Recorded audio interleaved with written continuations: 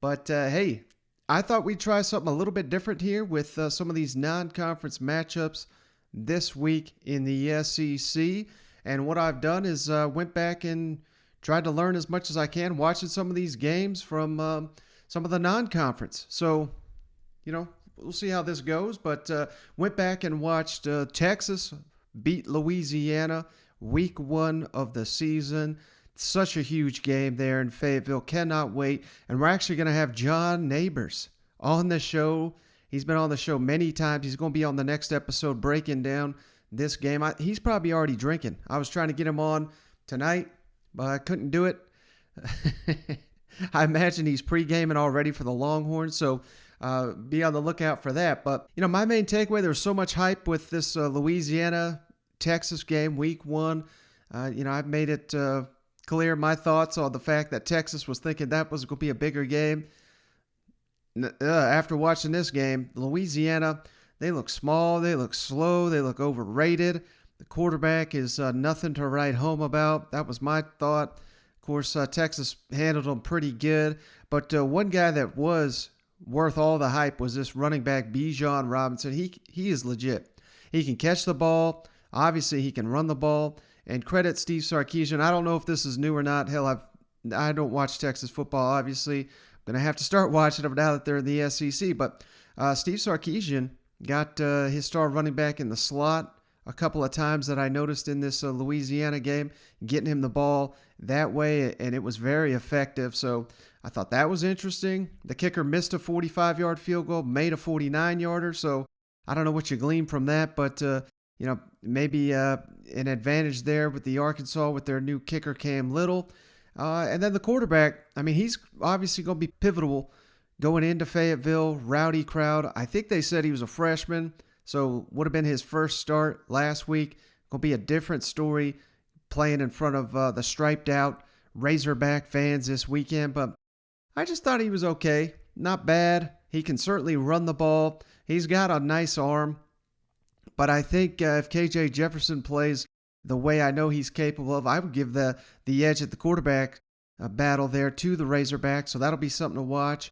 Number 2 for their team. I couldn't tell if he's a running back or receiver. His name is Johnson. He's got some moves now. He's one you got to watch your eye on. And then number 4, receiver Jordan Whittington. He looked tough as hell. So I think Barry Odom and company, that this is going to be the matchup. Barry Odom, Steve Sarkisian going head-to-head. I think that'll be the one that determines the outcome of this game because by all accounts that I'm seeing, Texas has got some skilled position players that are really going to threaten the Arkansas Razorbacks. So we'll get to predictions. We'll get to our interview with John Neighbors on the next episode, but that was kind of my takeaway from watching Texas in the opener. Now, I also, for Tennessee fans, hey, we didn't forget about you. Watch this UMass at Pitt game.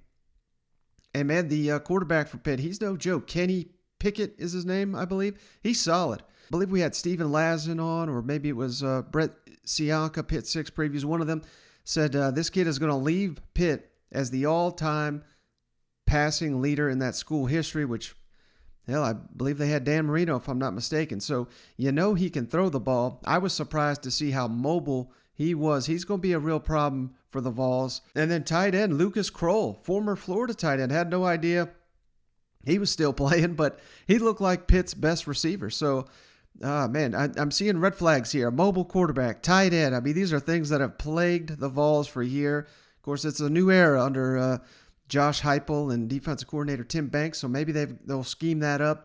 And how about this observation? Pitt's offensive line, I didn't think they were that great. Got stuffed on a 4th and short near the goal line in this game. And again, they're playing UMass. Vet, every time we talk about Tennessee this week, all I heard was Bowling Green, worst team in the country. I can't tell the difference between UMass and Bowling Green and Akron and Eastern Illinois. All these teams look terrible. So UMass completely overmatched, yet the offensive line was losing some key battles in this game. That's something to watch. Number 8. Defensive lineman for Pitt, he looks like a monster. He's going to be someone they have to watch out for. And the biggest thing, exotic blitzes. Pat Narduzzi and his Pitt defense, they'll stack a bunch of defenders on the line of scrimmage to try to confuse the quarterback and the offensive line. And you just never know where the pressure's coming from. They'll drop guys out of that. They'll blitz the others. So that is going to be something to watch.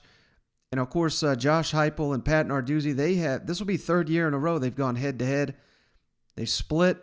I believe the home team has won each of the last three between that matchup. Obviously, UCF and Pitt is what I'm talking about, not Tennessee. So first time Pitt and Tennessee in the Johnny Majors Bowl. But so I don't really know if there's a real advantage there because they've seen each other.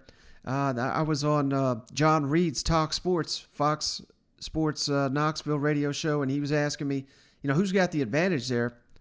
I don't really think you got one, considering that they've seen each other so many times. I think it's just going to come down to execution because I don't think there's any tricks that Josh Heupel's going to have that Pat Narduzzi's not seen and vice versa. So maybe if you want to say Pat Narduzzi, he's got his players there. He's been there a long time. He's got a system implemented.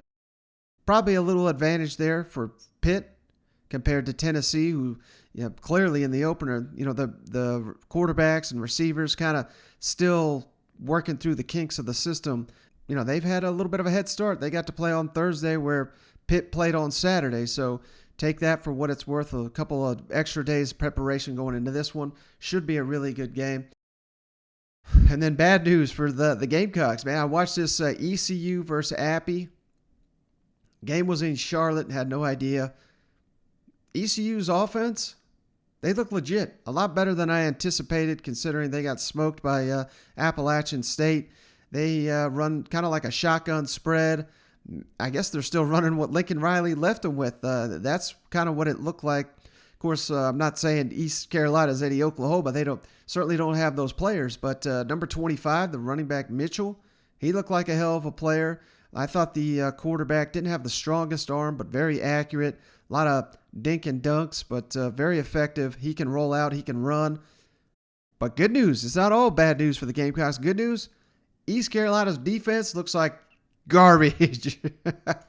I think South Carolina, of course, we don't know who the quarterback's going to be at this point. Zeb Nolan, who looked fantastic there in the opener, or is it going to be Luke Doty?